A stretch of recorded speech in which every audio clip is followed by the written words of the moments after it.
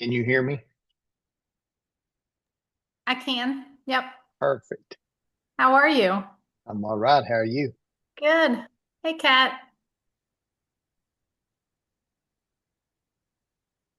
There we go. It always defaults to my computer headphones for some reason. Oh, how's all y'all's Friday going? Very well. Good in this part of the country. Just cold and windy here, and we had some major storms earlier today. So, Yeah, we're getting a lot of wind right now. yep. Scott, where are you based out of? So I'm in DC is where I'm at Okay. right now. Yeah, which of course I've moved all over the place, Hmm. doing what I've done. Um, I just try to disconnect myself from anything with the agency, if you know what I mean. Yep. Yep. But I spent time in Wyoming.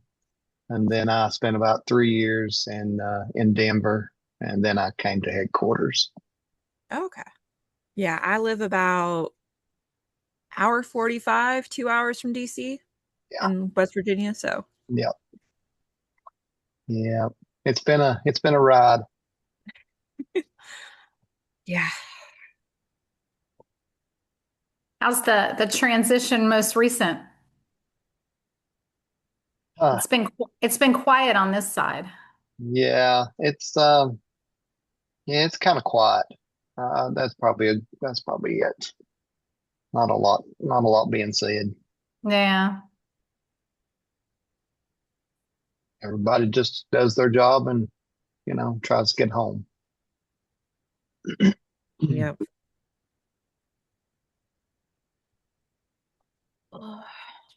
Jen, have you had any fun trips? I went to Arizona not too long ago for the Arizona Mining Conference, and that was size wise, it was comparable to others, but just the interaction with people because I hadn't been to Arizona in that capacity, and it was pretty cool. Yeah, there's some crazy people. I know a lot of people that work there in Arizona. It's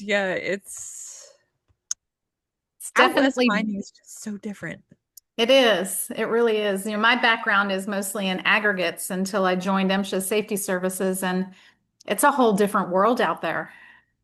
Yeah, the wild west of mining is very much a true statement, whether or not we want to say that, but Yeah. And it's funny because the kind of the different things with outside of aggregate mining, hmm it's kind of perceived as more elite. But if you look at the percentage of types of mining within the country, aggregates is what, 85, 90%. And yep, then you have yep. everything else, but the everything else is just so different and cool. Yeah, yeah, it's I have always found um there's a stigma Hmm. that metal mining, gold mining. That's the cool thing. That's where all the money's at, which, you work in Nevada. Yeah, you're gonna be paid to work in Nevada because there is nothing to do. Um, and you're stuck in Elko. Um, but I especially coming back out east, and getting out of, the metal space and out of the underground space, it's like I forgot how bad of a stigma there was against everyone who wasn't in metals or non-metal. Yeah. It's like, guys. And it's still so amazing to me. And I don't know why I even say it's amazing that anytime I talk about mining to people that don't work in the industry, the first thing they think of is coal. And that's what everybody knows, coal mining with black faces and Yep. black lung. And it's like, no, there's so much more out there. Very much so. I grew up in the coal in Mhm. Eastern Kentucky. The lowest seam that I ever worked was 27 inches from the floor to the roof. So then I kind of ventured out and and got into non-metal in a lot of different areas. But there's it's a whole different world. Yeah. I think I've this. I've not ever been in a coal mine. Oh, I've you need to I've go. been places, all other places. Yeah, you need to go. I'm trying to. I know the tallest room I've ever worked in was like 102 feet, Yeah, that sounds like and limestone. leads and copper, Yeah. the run mines, because we were even more cowboyish, and we would do what's called pillar extraction, which is Hmm. very different and not safe in a lot of instances, but we had competent enough rock Yeah. that we could do that. So then you get up in the giant scaler and you just pounding away on this pillar and it makes it sound like an underground waterfall. And it's like, this is cool. This is bad, but this is cool. Yeah, I did some limestone mining, and of course they take a 30-foot cut and then come back and Yep. take another 30. And Yep. of course, no roof bolts and nothing. Yeah. One small gravel comes down, and it's going to knock your hard hat off if it doesn't kill you. So it's first time I ever went, I ran into come around a corner, and there's a 777 coming down the road, and I said, "Yeah, this is not coal." So yeah, it's Yep. definitely different. But some of the most exciting stuff that I done though was when I was in Wyoming with Trona. Oh yeah. Had I known at early age that there was something outside of Eastern Kentucky, I should have actually opened up the encyclopedia. We had them, I just didn't open them up. So I should have opened those up. I would have went out west at a young age. Yeah. It's definitely fun. And I'm just gonna get this screen up and ready because we are 7 minutes in. Well, 7 minutes to almost. Um, but that's okay. Yeah. Yeah, I was good in college. I made sure I got an internship and everything. So I went to Texas and I did the big truck driving at a coal mine in Texas. I worked aggregates at a cement plant. I worked at a surface garnet mine. I worked at the underground leads and copper, and I did where else did I work? I actually started in the industry when I was 16 years old doing gradations. And then on my 18th birthday, my birthday present was driving a haul truck, just a little 8045 because I was legal. So, but welcome all. We're just going to wait a little bit more, but if you feel free to type your name in the chat and your role, and then I was going to write something a little bit more controversial and ask if Die Hard was a Christmas movie, but we'll just go with what is your favorite holiday movie of the season? Apparently, according to Hulu, Gremlins is a Christmas movie. Hmm. I didn't. I was like, I guess it has Christmas in it. Maybe it came out at Christmas time, the year that it came out. Yeah, my friends and I were talking, and we're like, I barely remember that movie, but it was weird during that weird puppeteering time when things were just like Dark Crystal weirded me out for many, many years. Uh, but Never Ending Story didn't. So I was like, oh gosh, I'm getting old.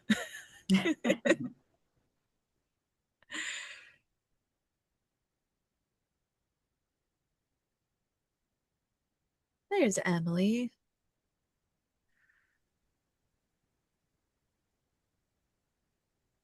Yes, here I am. Meeting to meeting today. Um, but this is the fun meeting. It is, it's the fun one. So it's like, at least it's my last one, the best one. Yep. Ah, Didn't give me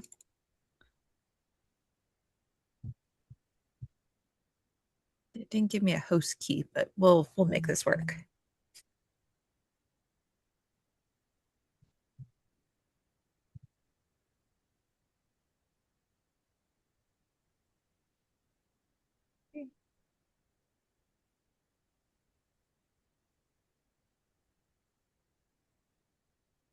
Oh, that wind. Did you get did you get slammed by the snow, Emily, last weekend? We did. It's been, well, it warmed up this week, but now it's like windy today and it's just everything's unpredictable. Yeah, that Yeah. we just had a little microburst that just knocked off Yeah. the little mini greenhouse cover I have on my deck. Fun.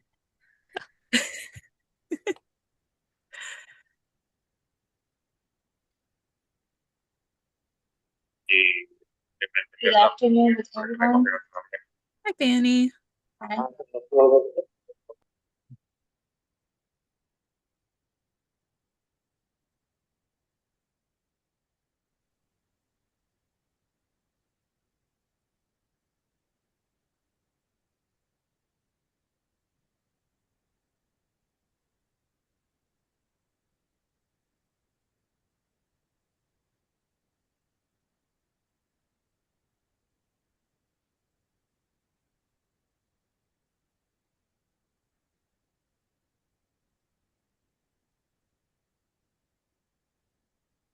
Do they submit?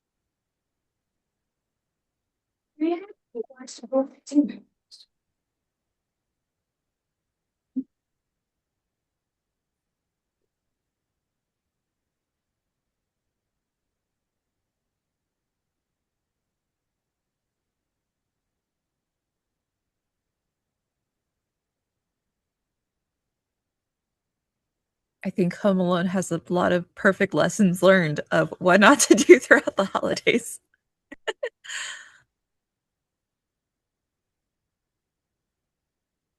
Okay.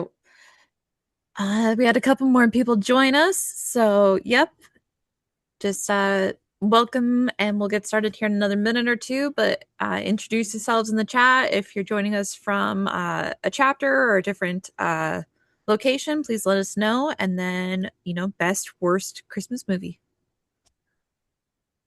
Ah, yes, the Peanuts.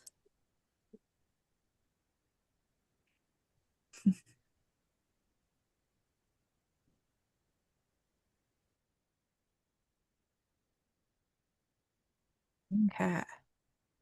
We will get started in true fashion.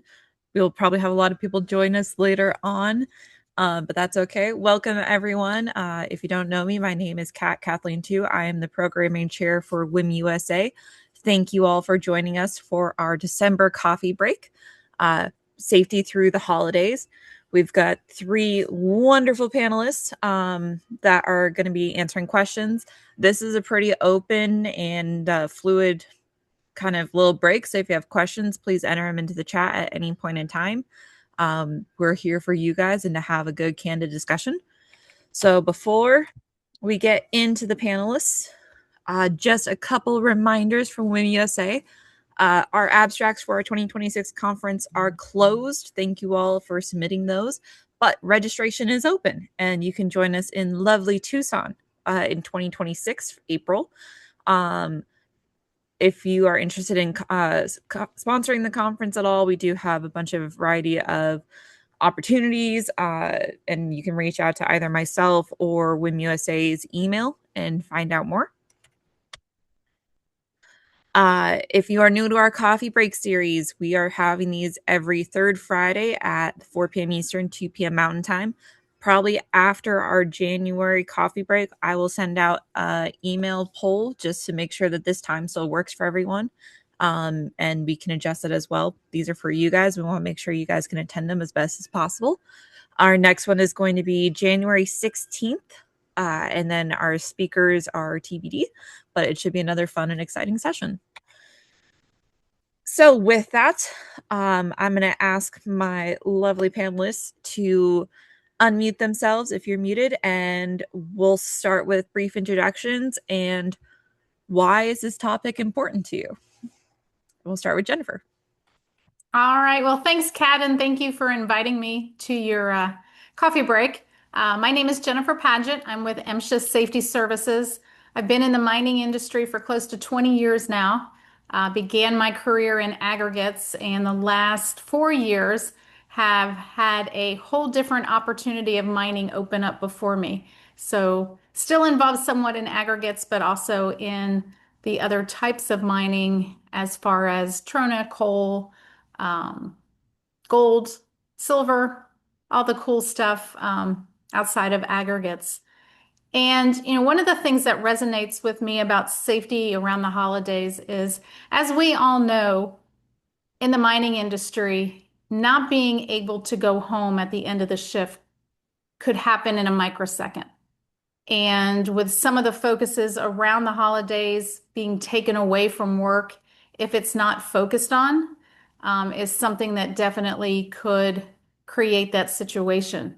Um, and it's one of those things that as leaders and people within the industry, not that any other time is not a good time, but around the holidays to keep safety in the forefront and not just the word safety, but actual actions, activities, conversations, and even sometimes those hard conversations as we integrate into mental health and things of that nature. So again, thank you to the group, and I look forward to the next hour. Thanks, Jen. Scott, would you like to go next? Sure. Thanks for having me. My name's Scott Arnett. I've got about right at 3 decades worth of mining experience. I know that sounds like a lot, but it was just yesterday when I started. I started in coal, started in engineering, kind of worked my way through a lot of processes. The lowest seam that I worked was 27 inches from floor to roof. Um, some exciting times, a lot of crawling, if you want to call it that. But I've had a lot of opportunities. I've been a lot of places. Kind of moved into metal, non-metal. So I've had a pretty round knowledge of a lot in my career, and just like to try to take what experience that I've had, learn from others, give what I can to others, and hopefully try to get everybody home safe, every day. This is a great time of the year. It's a time that miners, they've pushed through the year. They went through some hard times. They went through some struggles, and they're wrapping up the year. Operators are looking at it as a new beginning, a new way of starting over. Maybe they didn't meet their quota that they wanted. There's a lot of activity during this time of the year, and then on top of that, you have holidays and kids and grandkids and travel and all of this. Just it's kind of overwhelming. And then for a lot of people, it's hunting season, and it's just everything is on your mind, and I think that is very delicate to this time of year because statistically we have seen for years this is the time where accidents and fatalities increase, and I think that we just need to take a step back, take a breath, and stay focused and get through the year. Thanks for having me. Thanks, Scott. Emily. Hi, my name is Emily Haas. I've been doing research in mine safety and health for about 14 years now, focusing in areas of organizational safety and health management systems and safety culture and leadership and worker engagement and participation. And so a lot of, I'm sure what we'll talk about will cross into some of those areas today. And yeah, when Kat asked me to be a part of this, it was a no-brainer. It's a topic like Jennifer and Scott said, this a lot of conflicting pressures right now. And for me personally, I come from a family not in a mining background, but in a construction background. So, really similar and a lot of pressures that we put on ourselves really accumulate this year to the point many Christmases ago. I will never forget hearing, being woken up in the middle of the night, hearing a really loud bang because my dad fell off a ladder at 2 a.m. painting the ceiling to try to prep to have family, who was coming into town have everything perfect, So a guy that worked, 16-hour days, getting jobs done before the, weather turned cold, and then, putting the pressure on himself to have everything perfect for a family coming into town. And I'm sure a lot of people can, relate to that. And, that incident, it ruined his holiday, he fractured a couple ribs, and it's, these are not the, we don't want to be going into holidays, feeling that torn. So I think this is, an opportunity not just, to talk about safety, but to talk about boundaries and, getting comfortable saying no and taking care of yourself. And we need to keep doing that throughout the year and especially now. Perfect. I love it. So we kind of Scott talked about it a little bit more, and I think Jen did, and of course Emily too.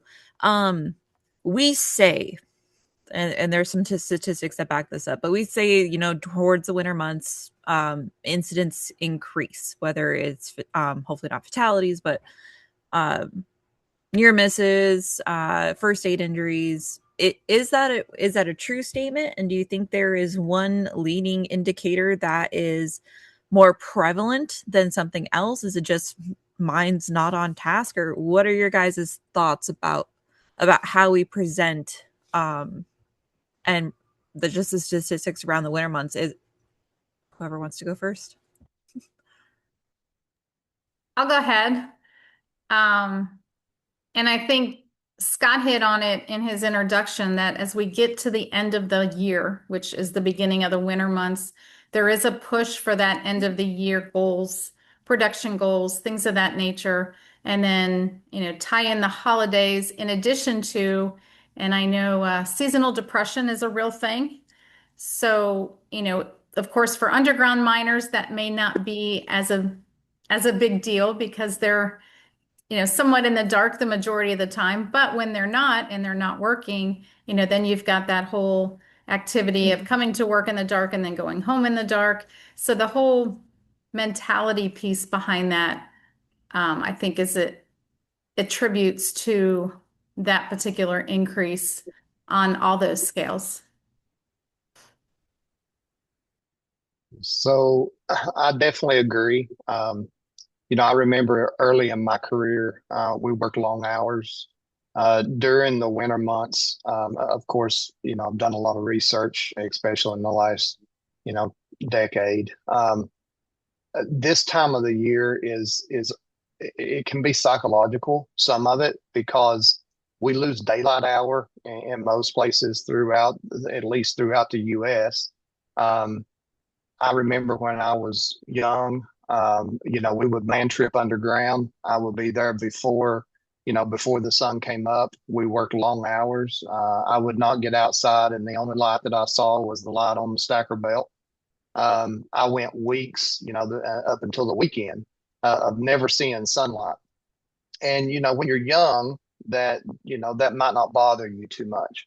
But as you get older, I do think that plays into a part. And I think the winter months, they're more, I hate to say it, but more gloomy. And you have, for the most part, less sunlight, unless you're in Colorado, where sun shines 300 times, 300 days a year. But Overall, I think a lot of it can be the psychological pattern of just the human aspects of people, and I think that has to be taken into account. Yeah, and from my perspective, I think it's really interesting because Jennifer and Scott just talked about some of the environmental factors that are different at this time of year with the change in daylight and everything. And for me, I kind of look at the general hazard profile of, the job. And the interesting thing is that a lot of, that hazard profile does stay the same when we look from, a systems perspective. But, the holidays do introduce, some of those kind of latent indicators that you might not see until something happens. But, I look at things like, changes in supervision patterns. So you may have a lot more people, especially higher up in an organization, out of the office more. New people who, are making decisions that don't always make decisions. You have other people taking time off, picking up shifts, maybe doing jobs they don't always do. And so I think there's many more changes within the human context in our profiles that, kind of factor in during the holidays that, kind of combining with some of these external things, just kind of increases some of these risk profiles that, we encounter during this time. Definitely. Um, in your guys' opinion, it's hard when we're talking with human nature and dictating things through a company policy or procedure or anything.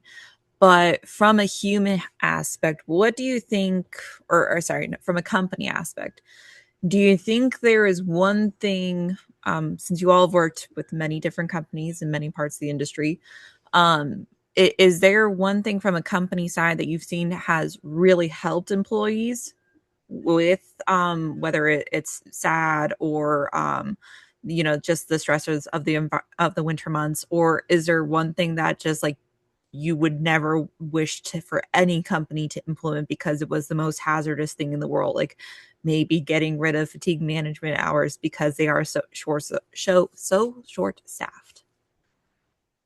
So I don't know who wants to take that one on.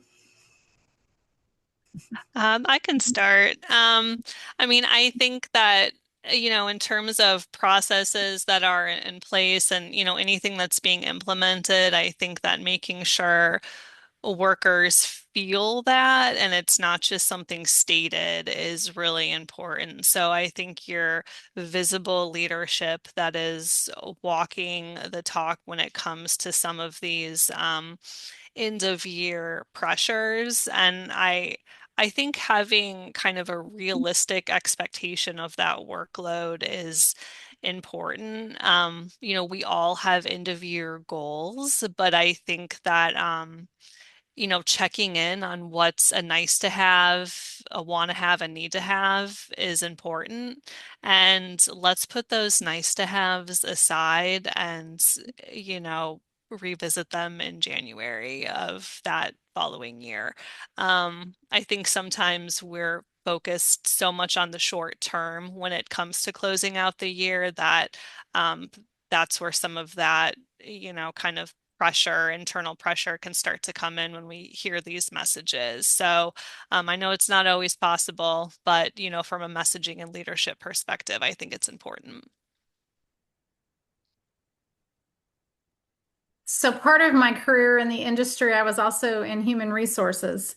And with that comes benefits, which with a lot of the larger companies, they offer employee assistance programs. And, from the timing perspective, sometimes that renewal is the beginning of the year. So they're having those meetings talking about what the benefits are. And with those companies that have those EAP programs, it's important to be able to communicate the information and describe exactly what they are, because a lot of the things that, we've talked about so far have to do with family and mentality and stressors and things of that nature. And I think that there's still that stigma out there that EAPs only have to do with drug and alcohol issues.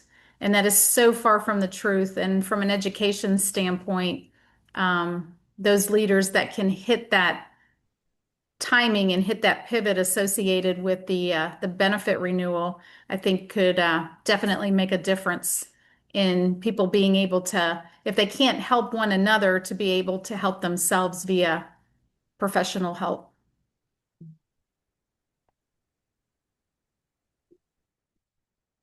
I think putting a focus on um, the mental well-being of each miner. Um, you know, One of the things that I've seen in my career on safety talks is if you can get the miners in interaction and just when you start the safety talk, make them get interactive with that talk instead of just sitting there listening to another dry, 5 to 15 minute talk. But I think a lot of the things that are coming to play is operators being more focused on the mentality. Back in the early '90s, we called it morale. So when the morale was low, you had that. So I do think still way on the side of focusing on um, that health side for each of the miners. 100%, because there's more to a story than just a fatality, the little That's snippet right, that we get Emily. on them. Tasia, did you have a question?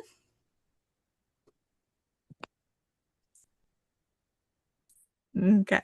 Thank you. No worries.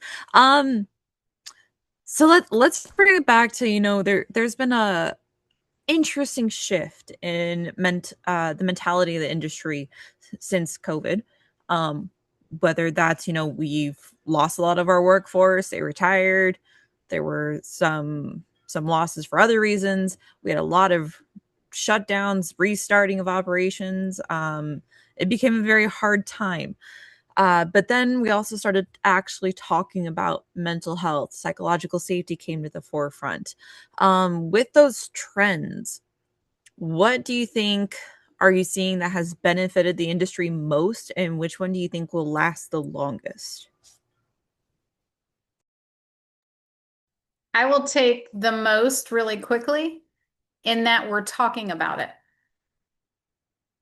I think that's been the biggest difference between then and now is there's actual conversations that aren't uncomfortable because people are talking about it more. Yeah, I would definitely agree. I remember doing training back in early 2000 um, with miners, and one of part of my training was basically drug use and addiction, and to get them to open up and talk about family members, it seemed to kind of raise their spirits up. So I think communication, and I think COVID uh, actually helped.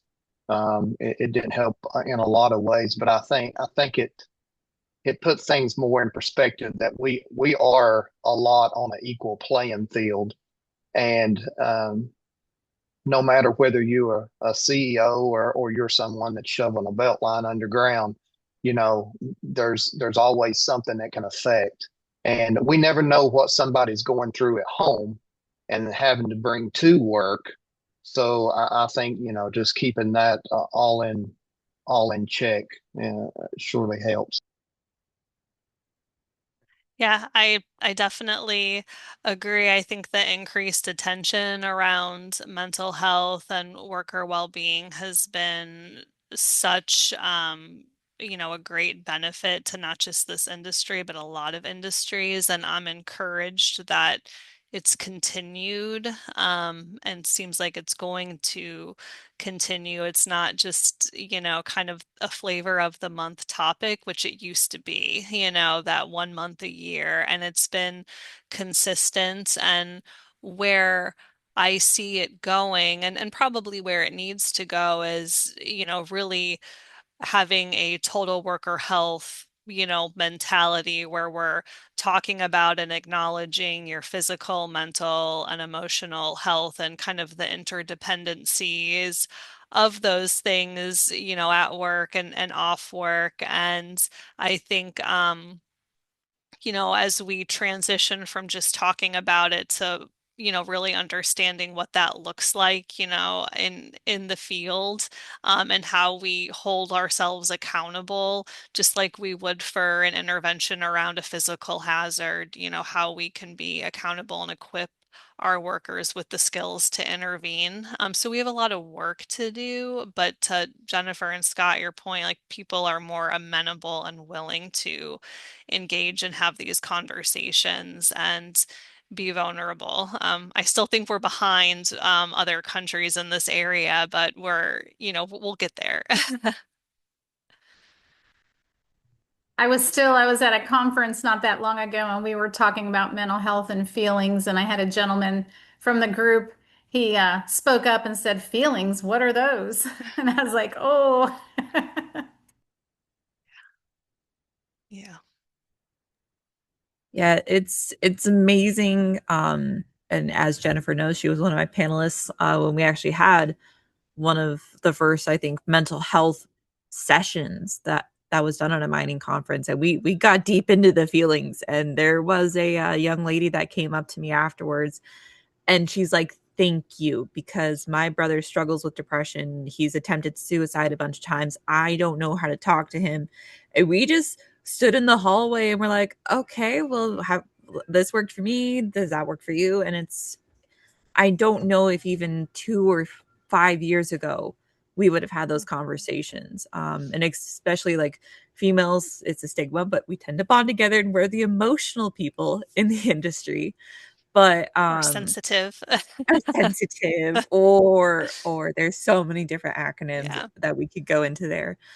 Yeah. But having those discussions, and one of the flip sides though, I was talking with one of our contractors, and because we were talking about additional safety stuff that we were looking into for practices, and he's like, "I don't understand why we need to do this. 10 years ago I could just mine however I wanted to." And he couldn't understand. He hated the policies, he hated the paperwork, the procedures, everything that was added. So it is, as Emily said, it's a mental shift. So, but that goes into my next question is, you know, the balancing act of safety over production and production over safety. Um, I I was talking with our safety guy, and he's like, it's always a pendulum. Sometimes production does go higher, sometimes safety goes higher.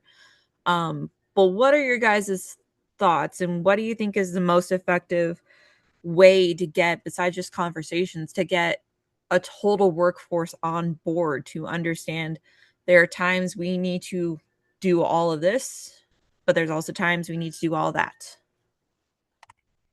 I'll take this one first. So I believe, um, you know, across the board, I believe that the principle of safety over production is widely accepted. I think that any mine that you go to, operators do not want people hurt. They want to run production because they know if someone gets hurt, it does slow down production. So I think overall, it's widely accepted. But I think that we are now. I mean, the mining industry is at a new.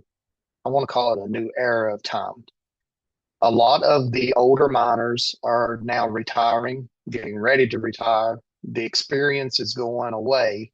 So now you have a new uh, set of generation of miners. On top of that, you have a new generation of technology. So there's a lot to encompass there. But I think one of the biggest things is the culture, building the culture of of where the safety over production lays and how it functions equally to the point that each needs both of each other. So I think a lot of it falls within the culture of where we are today.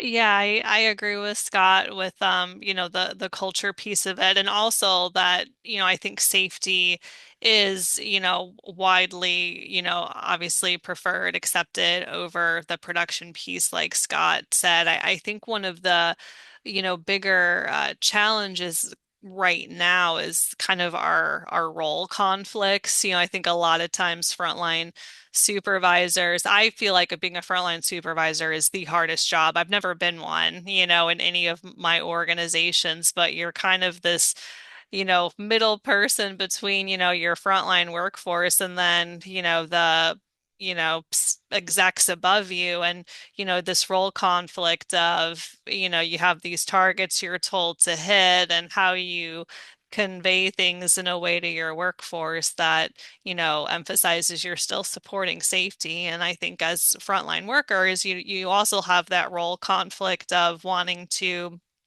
do your job and do it well.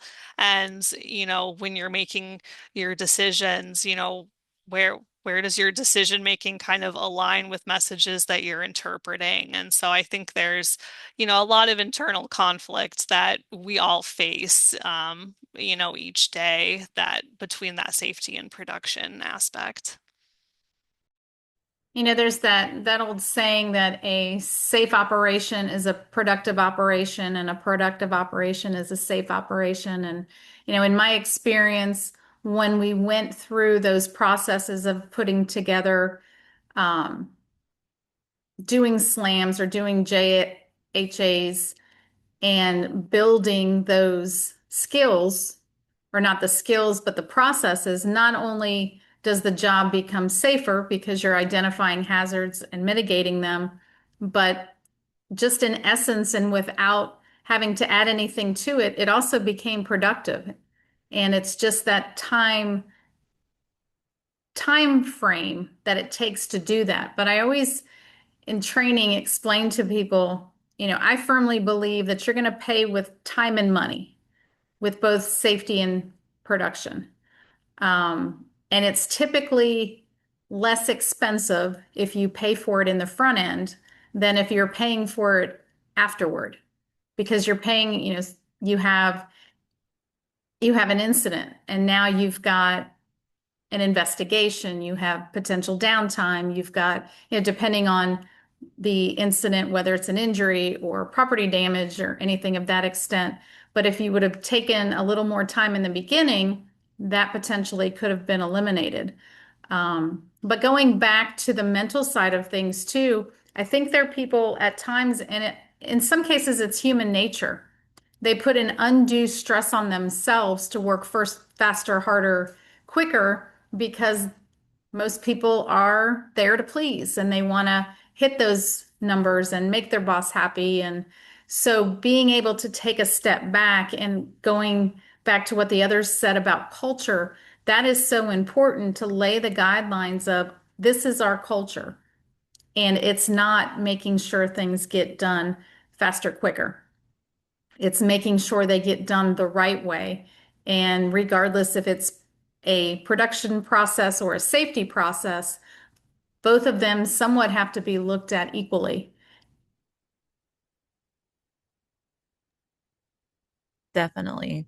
Um, so with that, what do you think is the most effective tool that either you guys have seen or used personally to get miners to care about safety? So this isn't like having conversations, but is there a tool, or is there, whether it's a slam or a JHA or something like that, but is there a physical tool that you guys have seen and used that has really resonated across the boards? And if it hasn't, what would that look like? So one of the things that I've seen throughout many states is communication. Not everybody can communicate as well as someone else. And it's, that's not a bad thing, but you kind of have to know, if you are not a good communicator, then you might not need to be the one doing the safety talk for the miners. It may be your job, but again, if you're not a good communicator, then you're really probably not catching their attention enough to get the point across or to even get them to engage. So I think a lot of it is communication and how you start it, how you flow through it, and how you end it.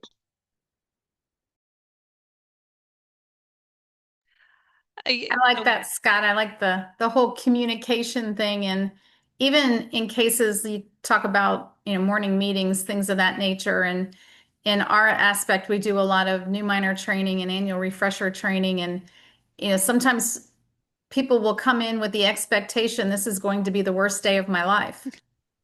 And, in some cases, rightfully so because of their experiences. But I can honestly say I had a group of gentlemen leave an in-person class saying this was the best day of their life.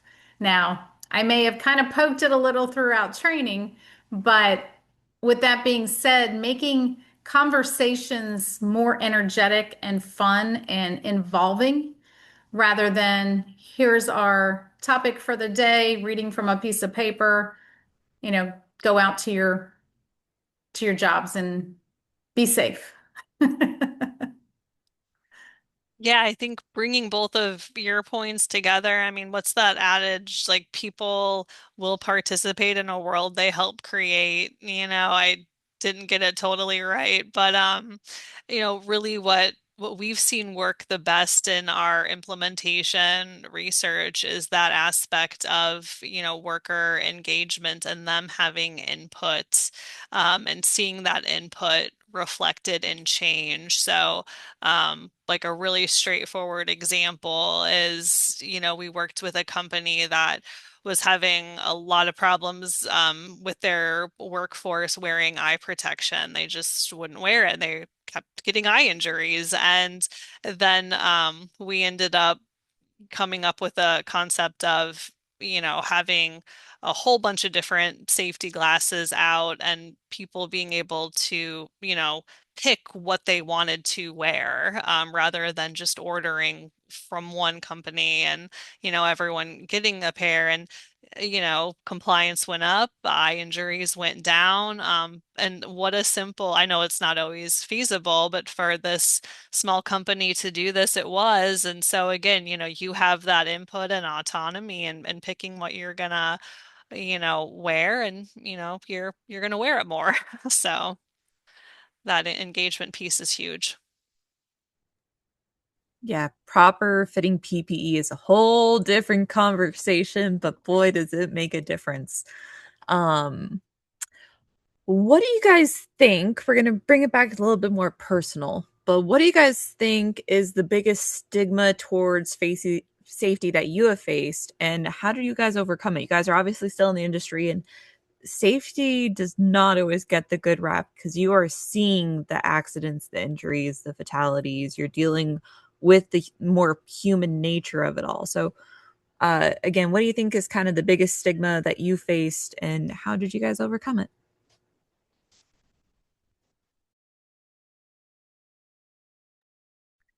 I can go first because I am not boots on the ground like Jennifer and Scott have been. I'm more removed from the mine site, so I can speak from it at a more personal level. I I think for me, I've had to become more confident and, myself, walking the talk and, intervening and speaking up about safety, to, people who we do research with, but even my own family.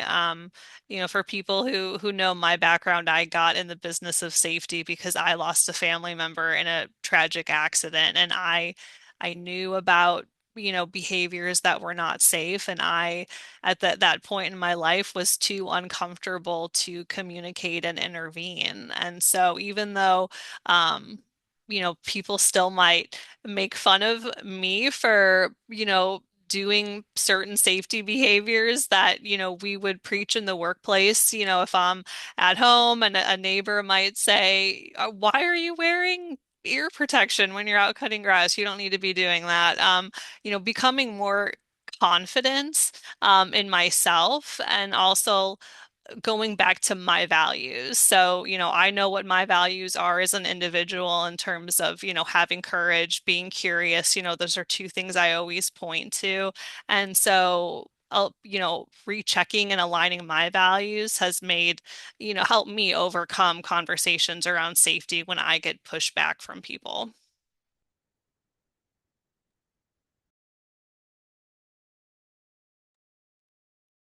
Well, I think two of the stigmas that I can think of that was a part of my life was one of them was, reporting problems will get you in trouble. And, when you're young, um, that's when you come into this industry and you're young and you really, you're trying really hard and you're trying to learn and you're trying to learn from everybody around you that's been there for a long time. You don't want to be the person to have to report something because in some way you feel like, well, they're going to look down on me, which goes back to the getting in trouble.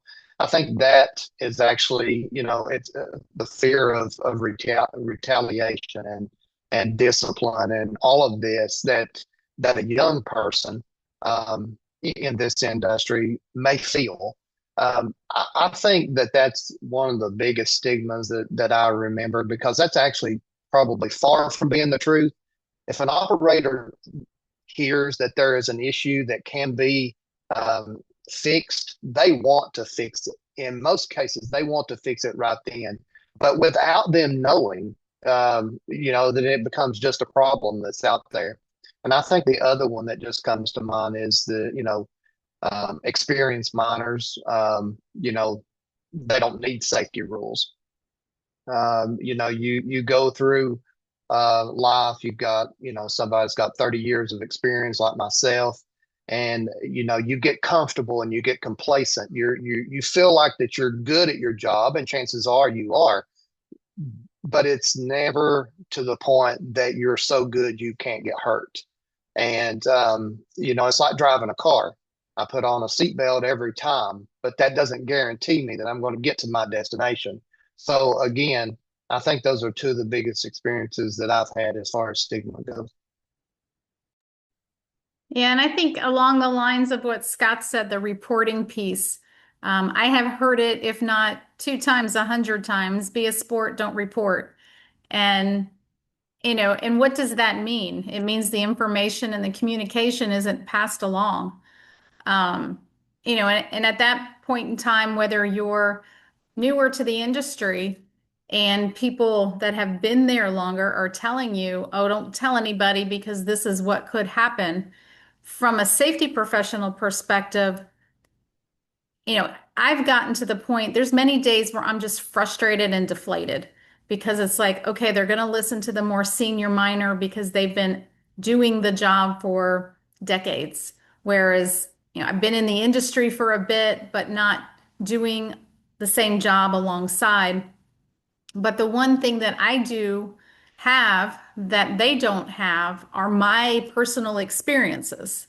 So while they have their own, and to be able to share with whomever it is, a younger person or a person newly into the industry or someone that has been in the industry, sharing stories and things that I have seen from a lack of safety or a lack of communication or a lack of reporting to try and hit home that it is important because here's what could happen if you don't. And basically play out the scenario where it could be them getting hurt, someone else getting hurt, or an incident happening, and just that importance. But the one thing I always try to keep in mind, and at times people that I talk to about my job, whether it's in my job or outside of my job, it's like, why do you do this? And because there are very frustrating days, and my answer is always the same. I do it because I care enough to make sure and want that everybody goes home the same way they came to work, or at least get to go home. And it's just become a passion of mine, which at the end of the day, I think it's pretty cool. Definitely. So, speaking of home, let's talk about bringing safety home and safe practices at home. Emily, you mentioned, your dad was frantic about um, painting and fell off a roof. I've got a story. It was around the same time my aunt was over. Actually, I had a bunch of aunts over. My mom was had her griddle open, had put butter on her griddle, and they got talking as older women from Long Island, New York do. And next thing I could know, I come down the stairs and I see the porch is on fire, or the griddle itself is on fire, and they're just standing there watching it. And I'm like, excuse me, no. So I get a towel, wet it down, put the grill down, throw it over there, make sure the propane's turned off. And my mom's like, "Well, the gas was off." And I'm like, "Yeah, but the line was still connected and you were literally just watching this burn." So that's one of my now we have fire blankets everywhere. We have so many fire blankets. But do you guys have it's a silly, it's still serious, but it's a silly safety story about, holiday distractions, whether it's family or something like that happening. And how did you guys address talking about safety at home? So I can go with this. I raised four beautiful daughters. That's one of the biggest joys of my life. How I have hair, I don't know. But one of the things I was driving to a mine one day. Some of the commutes that I had were about 2 hours one way, and a buddy of mine, a deer came across. It basically hit it head on. Um, Totaled the vehicle. There we sit on the side of the road in the dark, and you know when you look at that, even though everything could have went the wrong way, um, you have to take that kind of stuff back home. So, raising the girls, wear your seatbelts because ultimately I couldn't be with them all the time, and they didn't want me with them all the time. So I had to embed all of this safety that I possibly could to at least uh, have my point across that I felt like that I was comfortable with them. Yes, they would get in the car. Yes, they would put a seatbelt on. They wouldn't text and drive. All of this that you do as a parent, and then you have to turn them loose, which is the hard part. So I think that just continuously communicating and live your walk. They got to see it. You can't tell them don't text and drive and make sure you wear your seatbelt when they see you doing just the opposite. So you have to live your walk.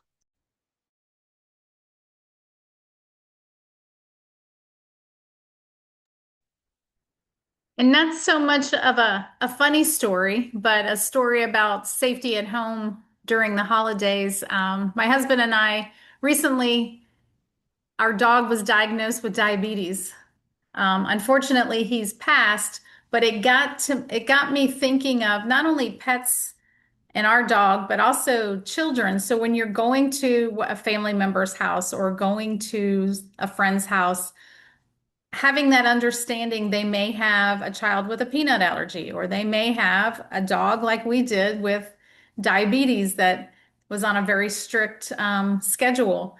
And I have a friend that would come over periodically and sometimes without anybody here. And I had to specifically remind her every time she came over, make sure you don't go to the treat drawer for the dog because he's not allowed to have them, even if he gives you those eyes.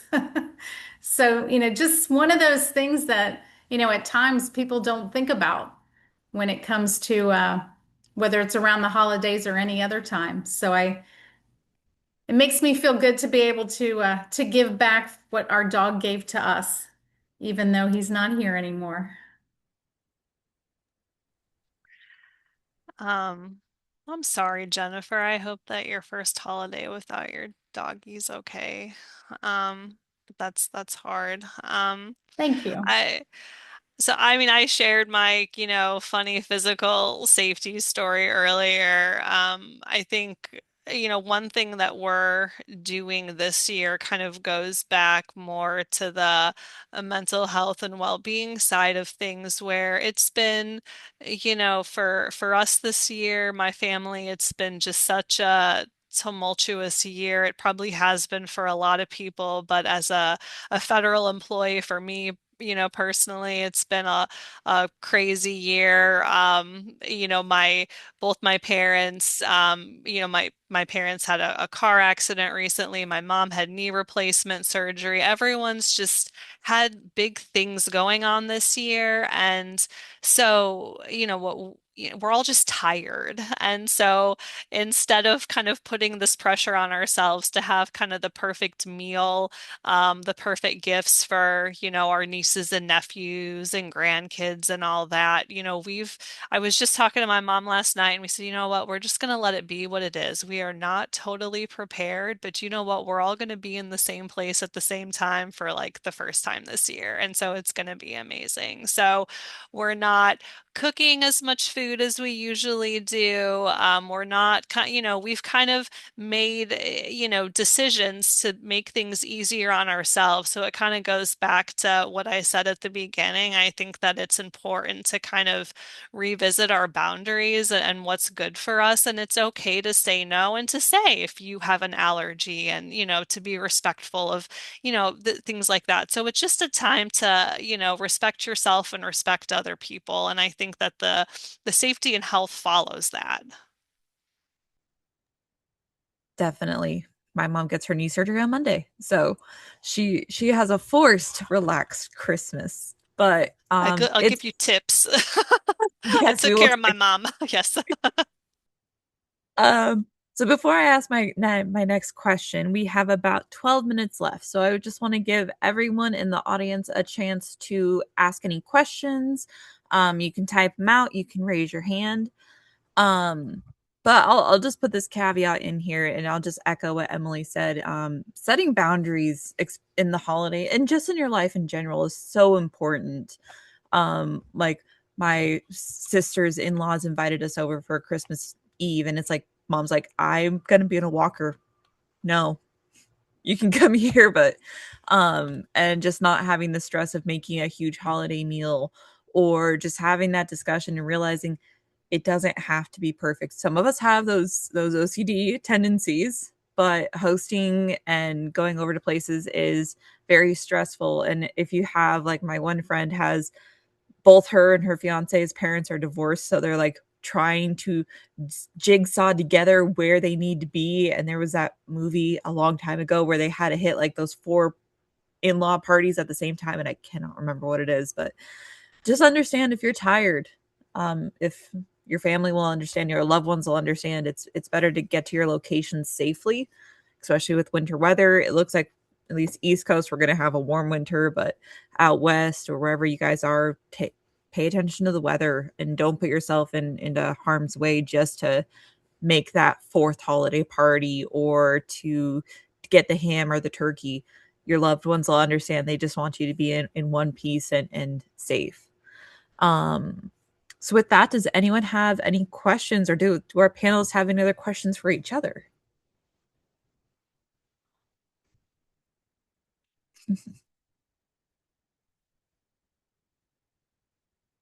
No questions. No, this was good though. This is the first event that I've been able to attend. I'm kind of siloed out in Bakersfield, California. So most of the meetings aren't happening near me. So this is the first one that I've been able to come to. But this is a good reminder for like keeping in the forefront of your mind safety because we get distracted during the holidays. So I really appreciate this. Thank you for joining us. We are happy to have you. Anyone else? Any other last comments or any last words of wisdom from our oh, yep, go ahead. I have a question. Hi, Yeah. everyone. Um, how much or how long we have to be pre-work meeting?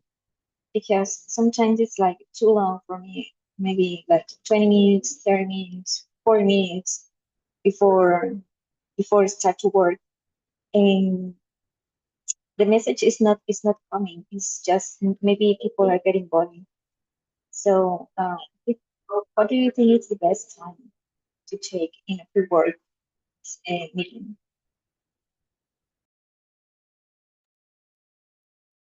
Did you guys get that?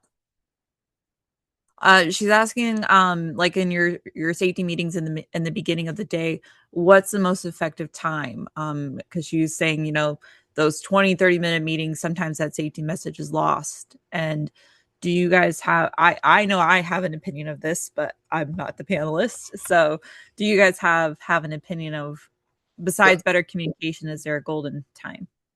Yeah, so I'll go with the phrase of short and sweet. You start losing the span of attention, 5 to 7 minutes in.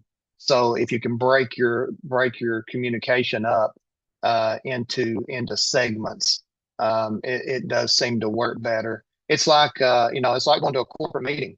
They say this corporate meeting is going to be 2 hours long, and you start dreading it immediately.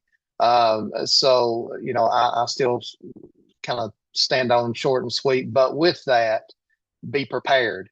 Make sure that you know how to deliver it. Make sure you know your audience, and make sure that you want to uh, drive the point home as quick as you can, as effective as you can, to where they'll retain it even longer. So I think that's what I have.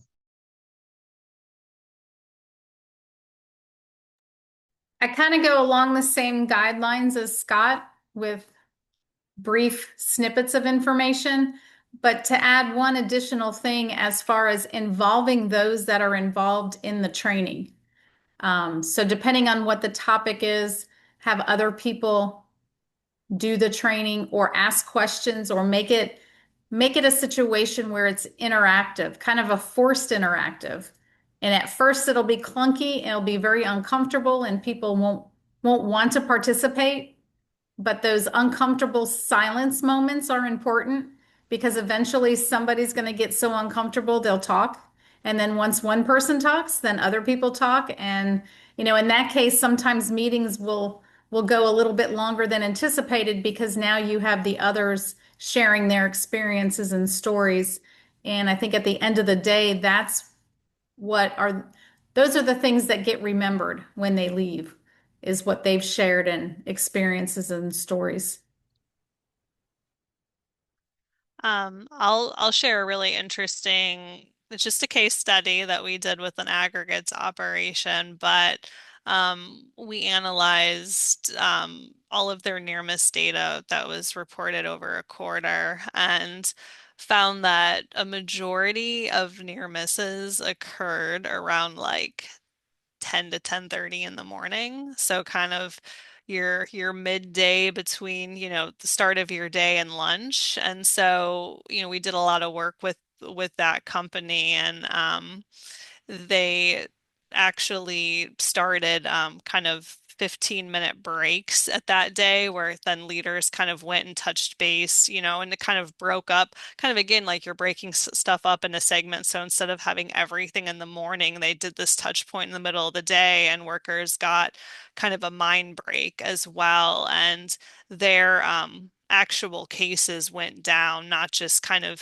near misses happening, but actual reportable incidents. Small case that can't be generalized, but just something interesting to think about in terms of, again, kind of cognitive overload throughout a day and distraction and complacency. Yeah, one of the coal mine that I did my internship with, we had a forced lunch maintenance break, where we would pull our triple sevens over. The maintenance team would come out. We'd get fueled up. They would do if we had noticed any safety checks. But it gave us a instance. We had to get out of the vehicle. We had to go kind of stretch our legs because if you've ever been a haul truck driver, that can be a very mind-numbing job. Because everything starts just looking like circles. But it forced us, again, we had those conversations. It got us out of the vehicle. We kind of got that reset after lunch. and it really helped. But another good safety tip that we've practiced was our safety shares were maybe 5 minutes at most. And we had to pass the buck. Everyone had to try to do a different one. And that got us all kind of, how would we want to hear the information? We'd be given a topic and be like, okay, you're going to be presenting tomorrow. Here's a list of 20 different safety topics. Pick one. And that gave us the responsibility, and we got to humanize the topics ourselves. And that seemed to get good engagement from all the workers too. A good question. Anything else? Anyone else have any other questions, comments, conversations, queries?